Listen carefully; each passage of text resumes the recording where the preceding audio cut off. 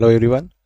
आज हम लोग स्टार्ट कर रहे हैं क्लास 11th अकाउंटेंसी का first chapter, introduction to bookkeeping and accounting. Introduction. So bookkeeping and accounting दोनों ही बिजनेस के लिए बहुत ज़्यादा इंपॉर्टेंट होते हैं, बिकॉज यहीं से हमें पता चलता है और ये हमारी हेल्प करते हैं to record, control and analyse the financial transactions. So bookkeeping और अकाउंटिंग के थ्रू ही हमें पता चलता है कि हमें कौन कौन से ट्रांजेक्शन्स को रिकॉर्ड करना है और जो ट्रांजेक्शन्स हमारे बिजनेस में हो रहे हैं उनको किस तरह से हमको कंट्रोल करना है। And after that we analyse the financial transactions, and after that हमको पता चल पाता है कि हमारी ऑर्गेनाइजेशन में प्रॉफिट हो रहा है, लॉस हो रहा है, या फिर फिनेंशियल स्टेबिलिटी हमारे पास है या नहीं। बिकॉज हर एक ऑर्गेनाइजेशन में डेली बेसिस पे बहुत सारा पैसा आता है और जाता है।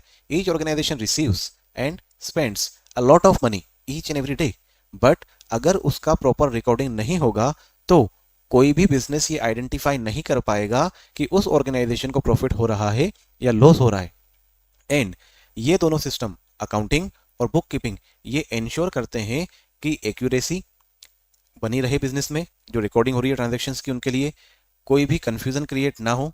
एंड क्लैरिटी ये प्रोवाइड कर देते हैं सो दैट फ्यूचर के लिए हम लोग प्लान प्रिपेयर करके रखें एंड अकॉर्डिंगली सारे डिसीजंस को लें। ये दोनों चीज, बुक कीपिंग एंड अकाउंटिंग, ये हमारी हेल्प करते हैं सो दैट ट्रांसपेरेंसी ऑर्गेनाइजेशन के अंदर बनी रहे। ट्रांसपेरेंसी क्यों जरूरी है?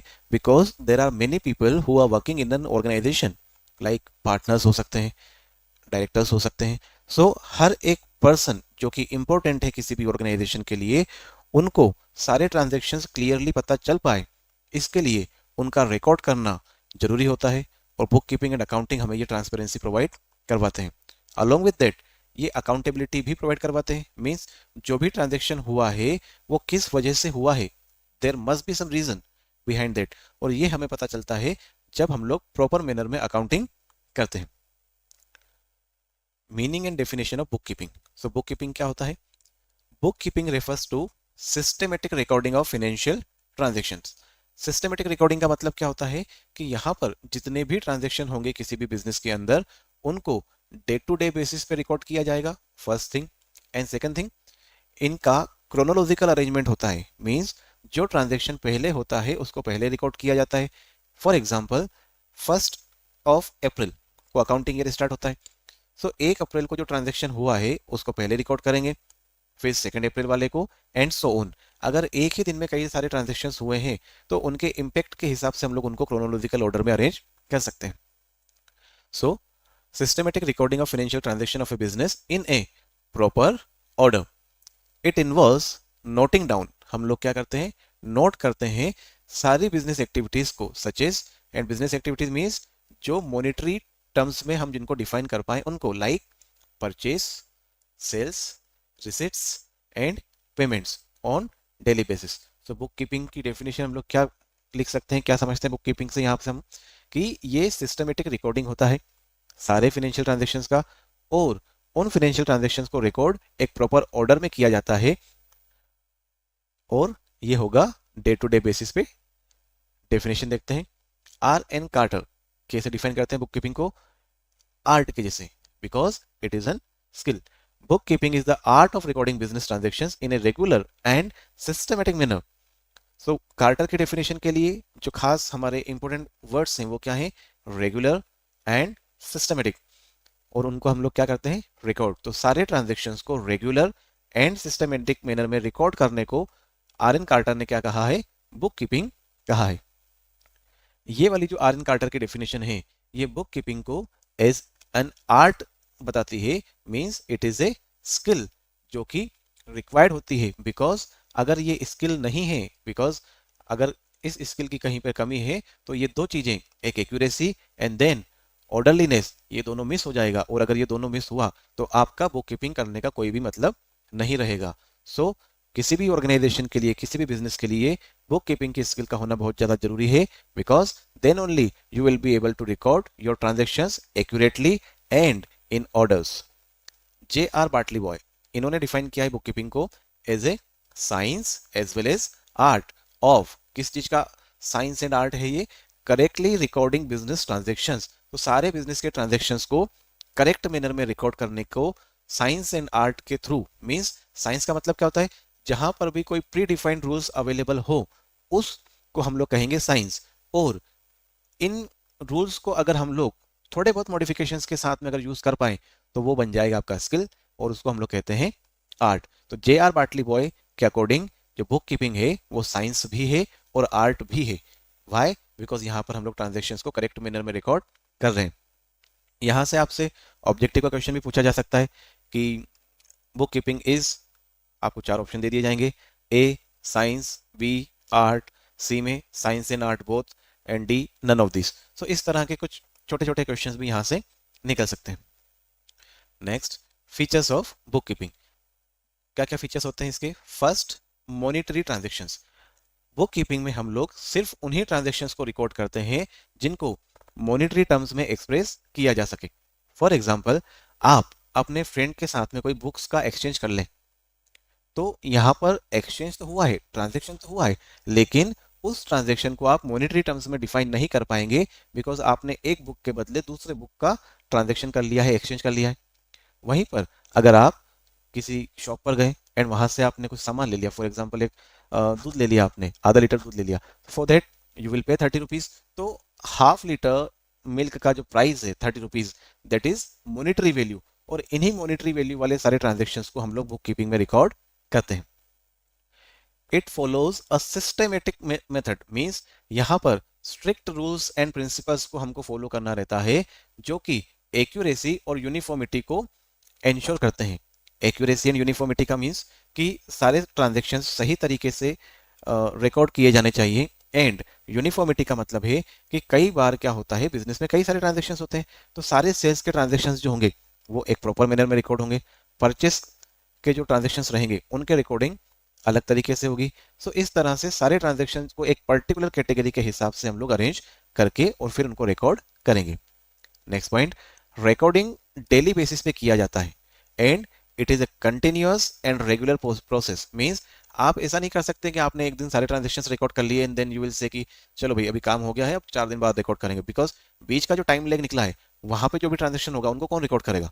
सो बिजनेस में जितने भी ट्रांजेक्शन होंगे उनको डेली बेसिस पे रिकॉर्ड करना रहता है, and because of this reason bookkeeping is a continuous and a regular process. ये भी ऑब्जेक्टिव में ट्रू फॉल्स में पूछा जा सकता है आपसे, whether bookkeeping is a continuous process or not, like आपसे पूछ सकते हैं bookkeeping is not a continuous process, so it will be false. Next point, it provides permanent and reliable records. For example, आपने कोई भी एक ट्रांजेक्शन 1 अप्रैल को किया, एंड देन आपको 2 महीने बाद 3 महीने बाद आपको कभी जरूरत पड़ी कि चलो वो ट्रांजेक्शन देखते हैं उसमें क्या क्या हुआ था। सो अगर आपने उसको रिकॉर्ड करके रखा है, then only you will be able to verify the transaction. और ये वेरिफिकेशन हमको कब लग सकता है? जब ऑडिट हो रहा हो, या फिर कोई एनालिसिस कर रहे हैं, या कोई डिसीजन लेना हो उस समय। बट ये सब हम लोग कब कर पाएंगे? जब हमने ट्रांजेक्शन को रिकॉर्ड किया होगा तब। So recording of each and every transaction, monetary transaction, is very much necessary. Objectives of bookkeeping: the primary objective is to maintain a complete, accurate and reliable record. यहाँ पर 3 वर्ड्स आपको याद रखने हैं। फर्स्ट, कंप्लीट, मींस सारे transactions को आपको record करना है, कोई भी ट्रांजेक्शन छूटना नहीं चाहिए। देन एक्यूरेसी होना चाहिए। व्हाई? बिकॉज अगर आपने एक्यूरेसी नहीं दिखाई, मे बी हो सकता है परचेज का कोई ट्रांजेक्शन हो और उसकी एंट्री गलती से आप सेल्स में कर दें, तो ये वाला बहुत बड़ा इशू हो जाता है। सो रिकॉर्डिंग एक्यूरेटली होना चाहिए, and it is reliable record, because इसी के बेसिस पे आपके एनालिसिस एंड आपके डिसीजन मेकिंग डिपेंडेंट होते हैं। Next, it help us to calculate profit और लॉस। तो अगर हम लोगों ने बुक कीपिंग करके रखा हुआ है तो ही हम लोग क्या कर पाएंगे? प्रॉफिट एंड लॉस को एनालाइज कर पाएंगे, कैलकुलेट कर पाएंगे। सारे एक्सपेंसेस एंड इनकम्स को हम लोग एक जगह मेंशन करेंगे, एंड इनके सब्सट्रैक्शन से हमको पता चल जाएगा कि ऑर्गेनाइजेशन को प्रॉफिट हुआ है या लॉस हुआ है। Next, it provide essential information required for preparing accounting statements. Book keeping जब हम लोग करेंगे तो बुक कीपिंग काफी फर्स्ट स्टेज का रिकॉर्डिंग होता है, और इसके बाद में बाकी सारे अकाउंट्स बनाए जाते हैं।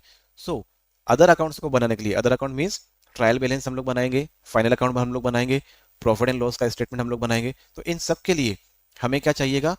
अर्लियर जितने भी ट्रांजेक्शन हुए हैं उनकी प्रॉपर रिकॉर्डिंग हमको चाहिए, and this is the reason हम बुक कीपिंग करते हैं। Next point, bookkeeping also detects errors, prevent fraud and maintain proper control over financial activities.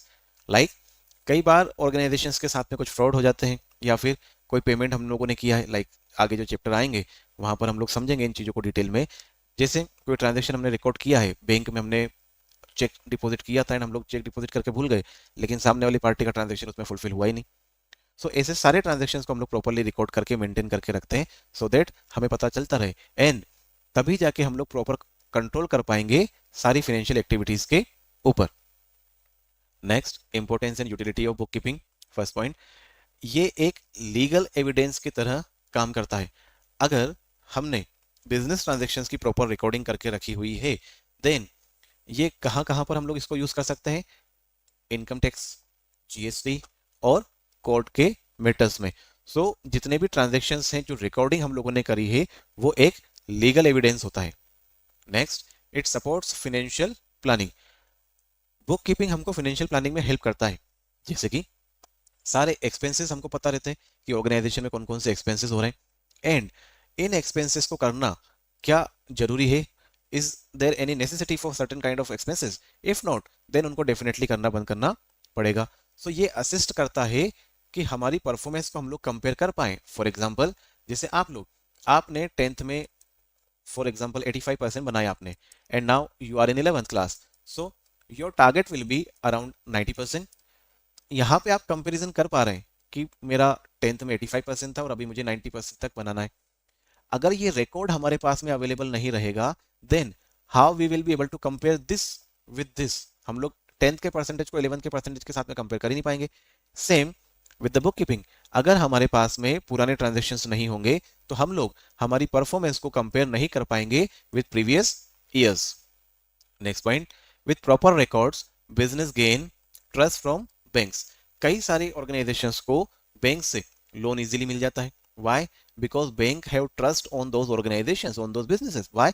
Because उनके रिकॉर्ड्स प्रॉपर हैं, सारा सॉरी उन्होंने सारे ट्रांजेक्शन्स को सिस्टमेटिकली रिकॉर्ड करके रखा है, उनके जो प्रॉफिट एंड लॉस के स्टेटमेंट है वो काफी क्लियर है, and because of that bank have trust on those businesses.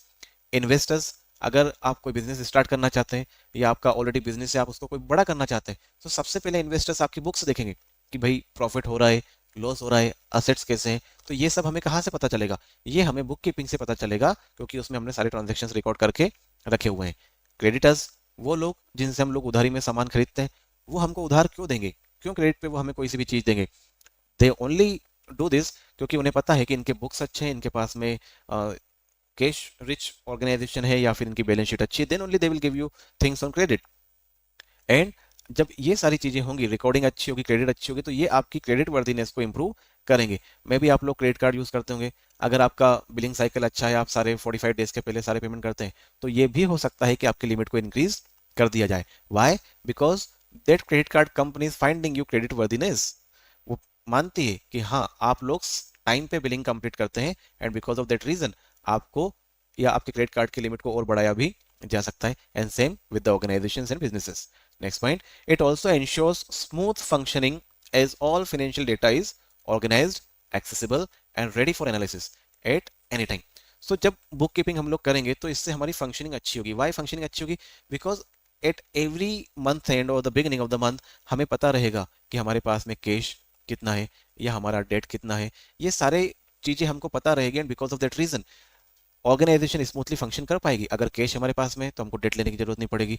हम लोग ऑलरेडी डेट में है तो इसका पेमेंट कैसे होगा, उसका पैसा कहाँ से आएगा, ये सारे अरेंजमेंट्स जो ऑनर्स रहेंगे, जो प्रमोटर्स रहेंगे ऑर्गेनाइजेशन के, उनको करना रहेंगे। एंड ये सब इन्फॉर्मेशन हमें कहाँ से मिलेगी? बुक कीपिंग से। So keeping a book is very much necessary for each and every organisation. आप लोग अपना खुद का एक बुक कीपिंग बना सकते हैं। क्या कर सकते हैं आप लोग? आप अपने किसी भी कॉपी में नोट करके रख लें कि आपके पास में एक्सपेंसेस कहाँ कितने कितने आपने किए, और आपके पेरेंट्स ने आपको कितनी पॉकेट मनी दी थी, तो उस पॉकेट मनी में से आपने कितने पैसे खर्च कर दिए, आप सारा रिकॉर्ड करके रखें। At the end of the month जो भी पैसा आपने बचा है, that will be your profit, और आप इसको या तो संभाल के रख सकते हैं एज ए सेविंग, या फिर आप उसको खर्च खर्च कर सकते हैं। अपने पेरेंट्स से बोल सकते हैं भाई नेक्स्ट मंथ के लिए हमें इससे कम, इतने कम पॉकेट मनी आप प्रोवाइड करवा सकते हैं बिकॉज प्रीवियस मंथ में हमने सेविंग कर लिया है। सो ये छोटी छोटी चीजें जो आप करते करते सीख जाएंगे, बिकॉज अकाउंटिंग एक ऐसा सब्जेक्ट है जिसको आप अपने डेली रूटीन में काफी ज्यादा हद तक यूज कर सकते हैं। आप लोग करके देखिएगा। Next, meaning and definition of accountancy. So accountancy क्या होता है? ये एक बहुत वास्ट टॉपिक है। ये एक entire body of knowledge, principle, rules and procedure होता है जिसका यूज हम लोग करते हैं। That are use means this knowledge, these principles, rules and procedures are used to किस किस काम के लिए? To record, classify, summarise and interpret the financial transactions of a business. यहां तक का समझते पहले कि अकाउंटेंसी में कई सारी चीजें होती है। यहाँ पे कुछ प्रिंसिपल्स हैं, रूल्स हैं और प्रोसीजर है। हर एक काम को करने के अपने अपने तरीके होते हैं, रूल्स एंड रेगुलेशंस होते हैं अकाउंटेंसी में भी। और इन रूल्स, प्रोसीजर्स, प्रिंसिपल्स का यूज हम लोग कहां पर करेंगे? ट्रांजेक्शन्स को रिकॉर्ड करने के लिए। फिर उनको क्लासिफाई करेंगे। क्लासिफाई कैसे करेंगे? एक छोटा सा एग्जांपल वापस से हम लोग वो यूज करते हैं कि ट्रांजेक्शन परचेस वाला है या सेल्स वाला, ये क्लासिफिकेशन हो गया। तो इस तरह से हम लोग जो ट्रांजेक्शन है उनको क्लासिफाई करेंगे।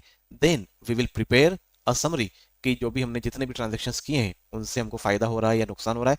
देन वी विल इंटरप्रीट, फिर हम लोग समझेंगे कि हमारा बिजनेस करना सफल है, सही है या नहीं। बिकॉज अगर प्रॉफिट हो रहा है then we should go for it, if not then we must think कि भाई हमें बिजनेस आगे कंटिन्यू करना है या नहीं। Then it includes all methods and systems followed to maintain proper financial records and prepare useful financial statements to understand the financial health of the business. Financial health से क्या मतलब है? कि कोई सी भी ऑर्गेनाइजेशन प्रॉपरली अपने बिजनेस को run कर पा रही है या नहीं, एम्प्लॉयज को प्रॉपर टाइम पे सैलरी दे पा रही है या नहीं दे पा रही है, अपने क्रेडिटर्स को जिनसे उसने उधार पे क्रेडिट पे सामान लेके रखा हुआ है वो उनको टाइम पे पेमेंट कर पा रही है या नहीं कर पा रही है। अगर ऑर्गेनाइजेशन डिविडेंड देती है तो क्या हर साल वो डिविडेंड या हर क्वार्टर में वो डिविडेंड दे पा रही है। ये सब फाइनेंशियल हेल्थ के अंदर आएगा। अकाउंटेंसी की डेफिनेशन देखते हैं। Accountancy is a systematic knowledge of accounting which includes principles, concepts and techniques used in maintaining the accounts of a business. तो अकाउंटेंसी क्या हो गया? ये एक सिस्टमैटिक नॉलेज है अकाउंटिंग का जिसमें प्रिंसिपल्स, कॉन्सेप्ट्स एंड टेक्निक्स आते हैं। और ये सब किसके लिए हम लोग करते हैं? ताकि बिजनेस के सारे अकाउंट्स को हम लोग प्रॉपर तरीके से मेंटेन कर पाए। एक और डेफिनेशन है and I personally like this definition, this one. Why? Because यहाँ इस डेफिनेशन में वो सारी चीजें आ रही है जो हम अकाउंटेंसी में या अकाउंटिंग में करते हैं। Accountancy first thing, it is science and art both, like book keeping of recording, so this is first step, classifying second step, summarizing third step, and interpreting financial information as per the need of various users. तो accountancy में या accounting जब हम लोग करते हैं तो ये इन चार रीजंस या इन चार स्टेप्स को हम लोग फॉलो करते हैं, तभी जाके हमारा अकाउंटिंग करना सक्सेसफुल होता है, फ्रूटफुल होता है। क्या क्या करेंगे हम लोग? हम ट्रांजेक्शन्स को रिकॉर्ड करेंगे, क्लासिफाई करेंगे, देन समराइज करेंगे एंड उस समरी के बेसिस पे then we will interpret the financial information as per the need of various users. So there are many users of accounting information, like first owners, then investors, then shareholders, then government and then public, and owners के अंदर फिर promoters and MDs and directors काफी सारे लोग आ सकते हैं। तो ये सब क्या है? यूजर्स हैं अकाउंटिंग इंफॉर्मेशन के। Next, basis of accounting. So there are two bases of accounting. First, cash basis and another one is accrual basis. Cash basis accounting, यहाँ पर दो तीन खास वर्ड्स हैं जिनको आपको ध्यान में रखना है। Only when cash is received. So किसी भी ट्रांजेक्शन को अगर हम तब रिकॉर्ड करें जब हमारे पास में या तो कैश आ गया है या हमारे पास से कैश गया है, then such kind of accounting system is known as cash basis accounting. Very simple, जब हमारे पास में कैश आया है या हमारे पास से कैश गया है, हमने पे किया है, इन दैट केस ओनली हम लोग ट्रांजैक्शन को रिकॉर्ड करेंगे और इस तरह की अकाउंटिंग को हम लोग कहते हैं कैश बेसिस अकाउंटिंग। बट ये सिंपल है, वेरी इजी, बट यहाँ पर एक्यूरेसी थोड़ी सी कम हो जाती है।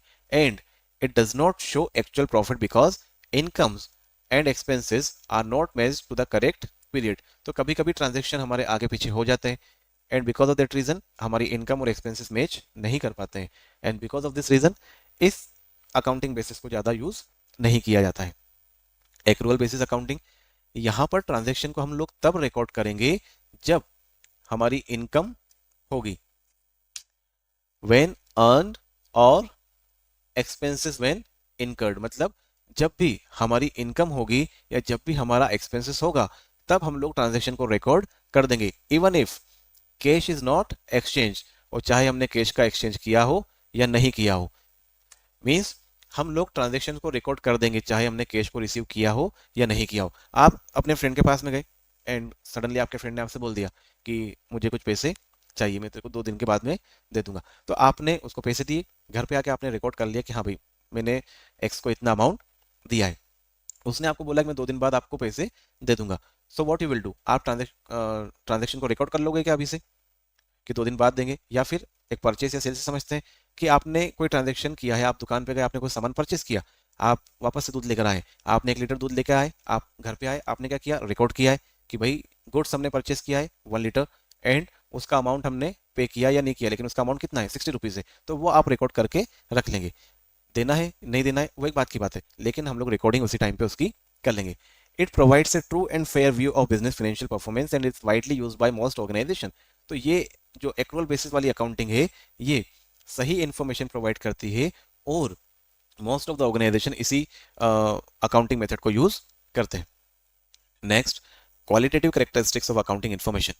First, reliable. So accounting information की जो फर्स्ट कैरेक्टरिस्टिक्स है वो है reliability, and it should be और it must be reliable, means it must be based on correct documents and free from bias. जब आप कोई ट्रांजेक्शन रिकॉर्ड करेंगे, आपने कोई बिल की एंट्री करी है, आपने कोई रिसिप्ट्स की एंट्री करी है, तो आपके पास में उसका एक प्रॉपर इनवॉइस होना चाहिए, करेक्ट डॉक्यूमेंट होना चाहिए, और यहाँ पर कोई बायसनेस नहीं होना चाहिए। अपनी मर्जी से आप कोई भी ट्रांजेक्शन को रिकॉर्ड नहीं कर सकते हैं। It should B relevant. जो इंफॉर्मेशन आप रिकॉर्ड करने वाले हैं वो रेलेवेंट होना चाहिए, मींस वो किसी ना किसी तरह से बिजनेस के ओनर्स या मैनेजर्स को डिसीजन लेने में हेल्प करने वाली होना चाहिए। मींस आप ऐसे ट्रांजेक्शन्स को ज़्यादा फोर्सफुली या फिर कंटेंट बेसिस पर रिकॉर्ड नहीं करेंगे। लाइक कोई ऑर्गेनाइजेशन है जो फार्मेसी की ऑर्गेनाइजेशन है, वहाँ पे रॉ मटेरियल कई सारा केमिकल्स आ रहा है, वहाँ से कई सारी टेबलेट्स बाहर जा रही हैं प्रोड्यूस होके, तो उसका कोर एक्टिविटीज जो है उन कोर एक्टिविटीज की सारी इन्फॉर्मेशन को रिकॉर्ड प्रॉपर तरीके से किया जाएगा।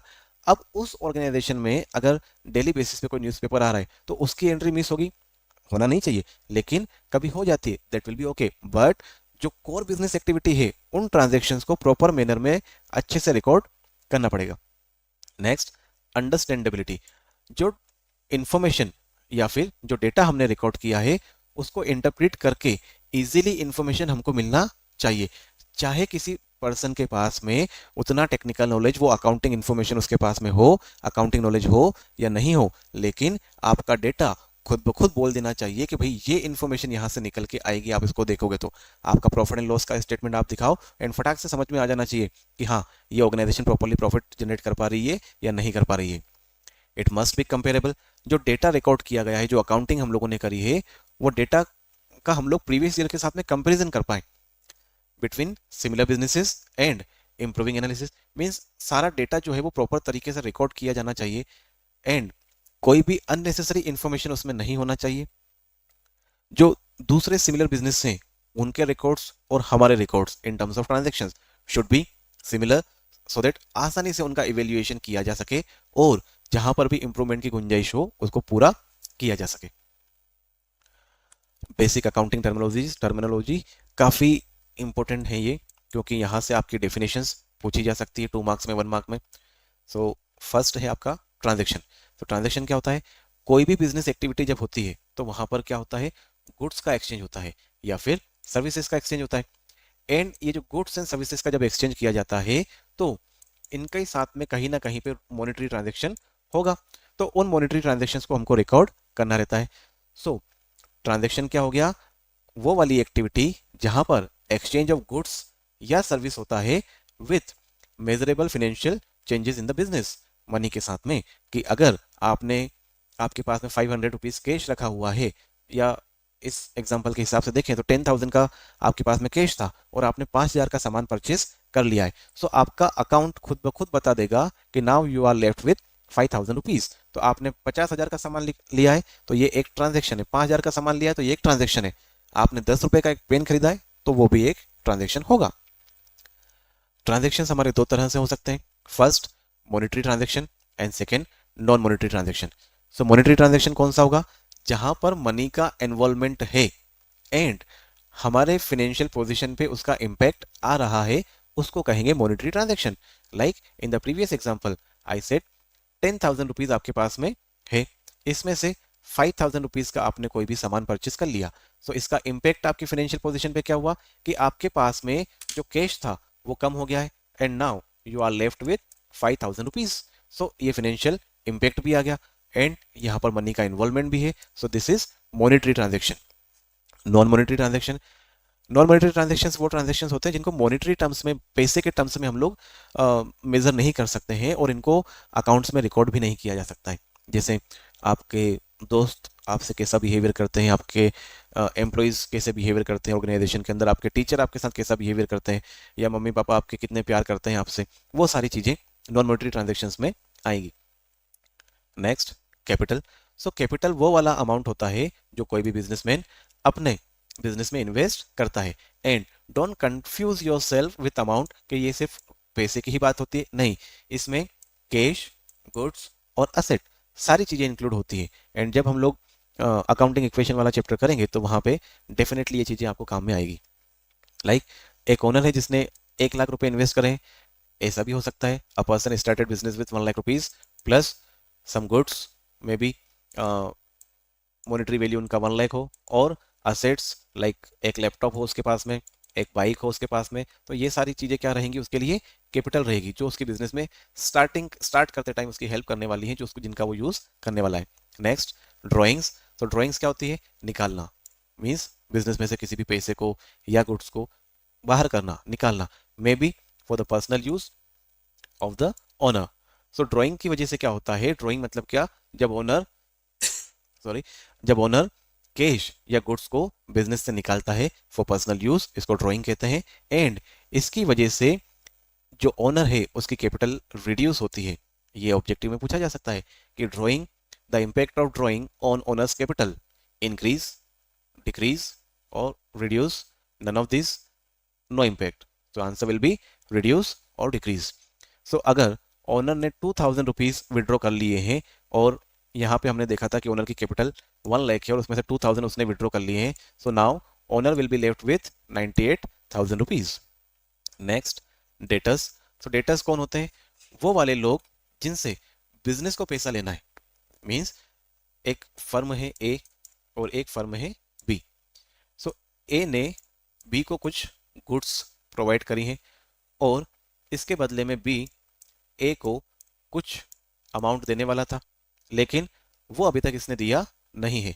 सो जो बी है वो ए के लिए क्या बन जाएगा, debtor. A debtor is a person or business that owes money to the firm because goods and services were sold to them on credit. So B, A के लिए क्या रहेगा, डेटर। इसी एग्जांपल को हम लोग आगे कंटिन्यू करते हैं और यहां से हम लोग समझेंगे क्रेडिटर। अब B के लिए A क्रेडिटर बन जाएगा और A के लिए B क्या रहेगा, डेटर रहेगा। A creditor is a person or business to whom the firm owes money because goods and services were purchased on credit. तो जिनसे हम लोगों ने सामान उधारी पे खरीदा है उनको क्रेडिटर कहेंगे, और जिनको या जिनसे हमें पैसा लेना है उनको हम लोग कहेंगे डेटर्स। Next, solvent. सॉल्वेंट कौन होते हैं, वो वाला बिजनेस या पर्सन या कोई भी ऑर्गेनाइजेशन जिसके पास में सफिशियंट पैसा अवेलेबल है, सफिशियंट अमाउंट अवेलेबल है, so that he can pay off his liabilities and his all debts। तो कोई भी ऑर्गेनाइजेशन अगर अपने लाइबिलिटीज को पे ऑफ कर सके, अपने डेट्स को पे कर पाए, तो उसको कहेंगे सॉल्वेंट। फॉर एग्जांपल, अगर किसी बिजनेस के पास में 10 लाख के एसेट है और उसकी लाइबिलिटी सिर्फ 3 लाख की है, तो हम ऐसे बिजनेस को क्या कहेंगे, सॉल्वेंट कहेंगे, means they are capable enough to pay off their liabilities very easily. Insolvent, ऐसे बिजनेसेस, इसका जस्ट उल्टा कर देंगे, ऐसे बिजनेसेस जिनकी लाइबिलिटीज उनके असेट्स से ज्यादा हो उनको कहेंगे इंसॉल्वेंट, और इनकी फाइनेंशियल कंडीशन क्या रहेगी, बहुत ही ज्यादा poor financial condition in businesses की रहती है। For example, a person having 40,000 assets but liability कितनी है उसकी, 1 लाख। तो इंसॉल्वेंट के केस में क्या होगा, ऐसे हम लोग लिख लेते हैं, assets are lesser than liability.